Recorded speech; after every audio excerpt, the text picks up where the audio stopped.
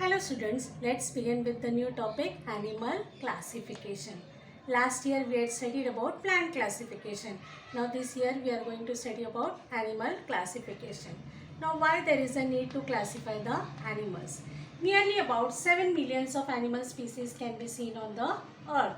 Some live under the water, some live on the terrestrial land and some shows aerial lifestyle. So depending on this we are going to classify the animals.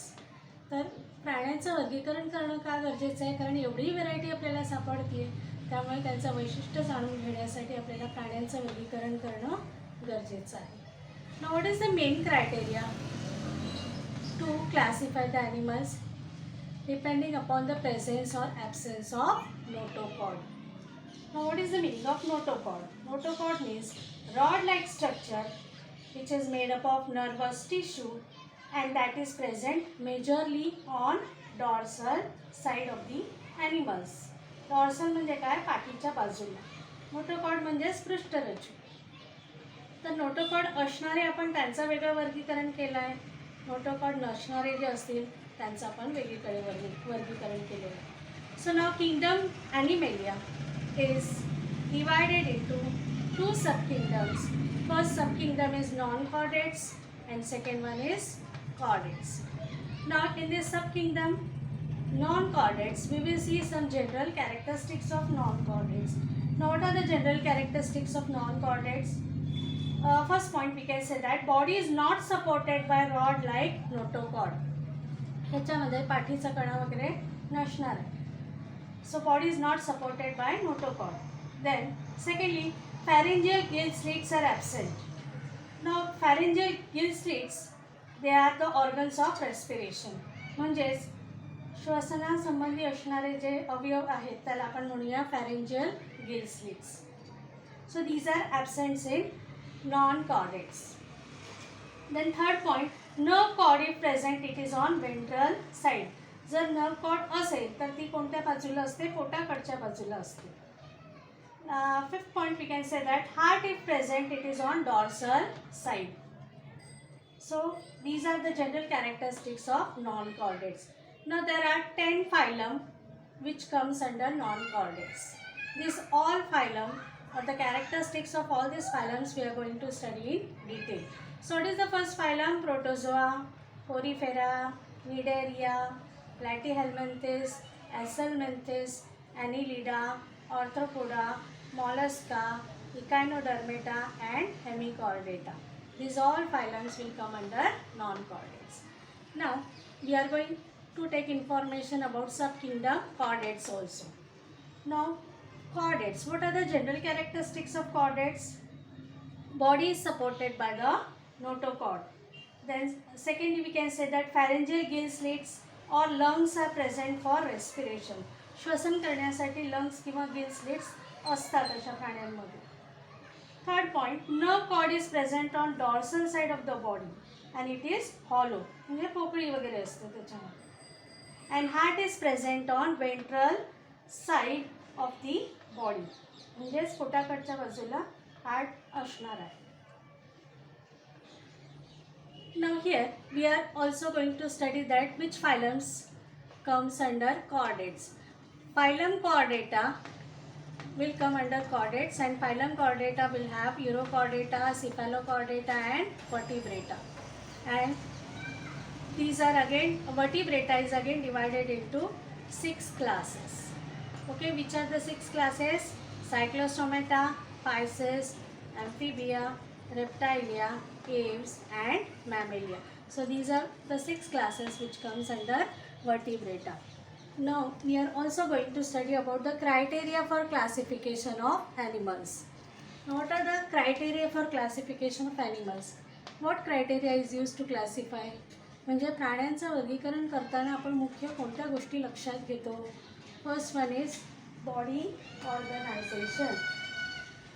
Now body organization means if what type of cells are there, whether it is unicellular or whether it is multicellular. Now unicellular means organisms having a single cell and multicellular organisms, they can be also classified First one, if tissues are not formed, their body organization is called as a cellular grade organization. जर उती तयार होत नसतील तर त्याला आपण म्हणायचं आहे cellular grade organization.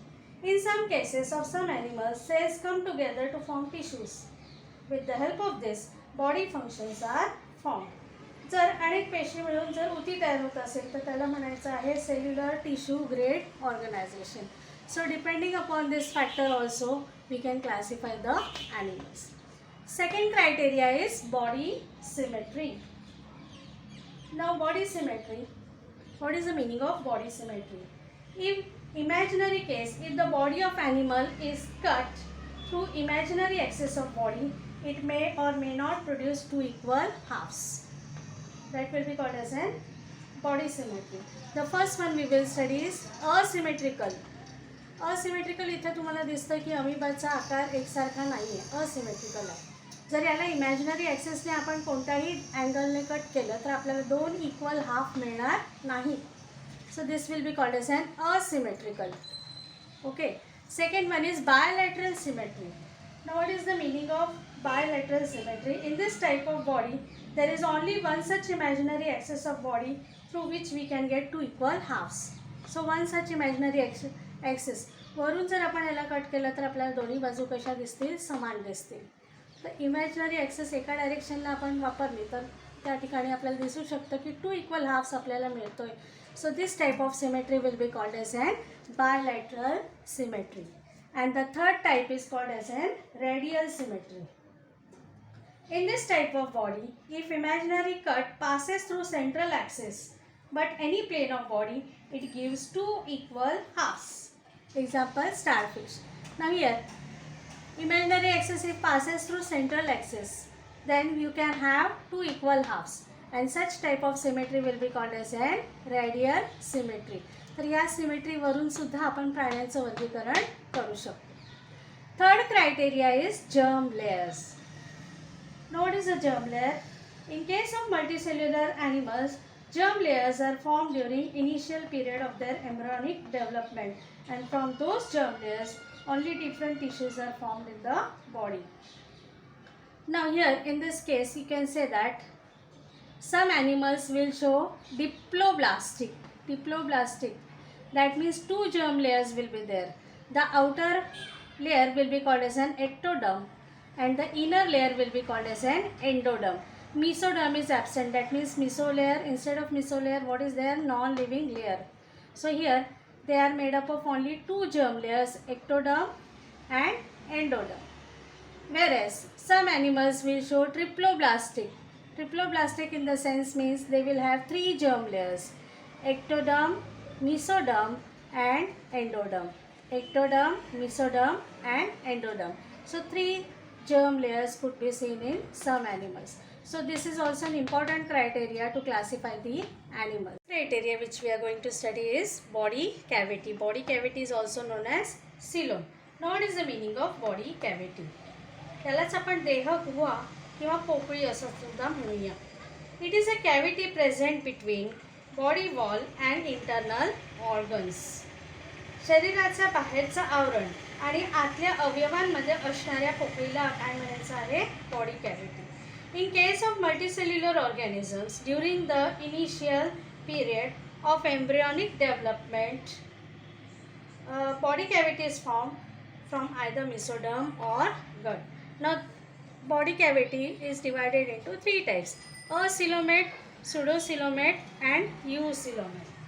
Let's take an information about acoelomate. Now what is acoelomate? If body cavity is absent in animals, they are called as an acoelomate.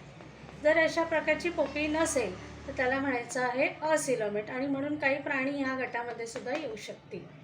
Second one is pseudocoelomate. Pseudocoelomate means body cavity is there but it is also called as a false body cavity किंवा आभासी प्रकारचा आपल्याला त्या ठिकाणी देहगुहा तयार झालेली दिसते. And third type is eucoelomate. If the body cavity is present in animals, then it is called as an eucoelomate. So this criteria is also taken into consideration while classifying the animals. The last criteria which is taken as an important factor, that is body segmentation. If the body of animal is divided into smaller and similar units, then such body is called as a segmented body. म्हणजे अशा प्रकारचे जे प्राणी असतील ज्याच्या शरीरावरती segments rings असू शकतील आणि ते समान असू शकतील म्हणजे इक्वल डिस्टन्सवरती असू शकतील तर त्याला म्हणायचं आहे segmented body. So that body segmentation can be seen in some animals also or some organisms also. Example here we can take earthworm. गांडुळावरती आपण बघितले की त्याच्यावरती रिंग्स किंवा सेगमेंट्स असतात. सो these all factors are taken into consideration for classifying the animals. What is the criteria? Body organization, body symmetry, then germ layers, body cavity and body segmentation. These factors are taken into account for classifying the animals. And now in further video we are going to study about chordates and non-chordates. We are going to study about phylum non-chordates first. All these 10 phylums we are going to study and their characteristics also. Thank you very much.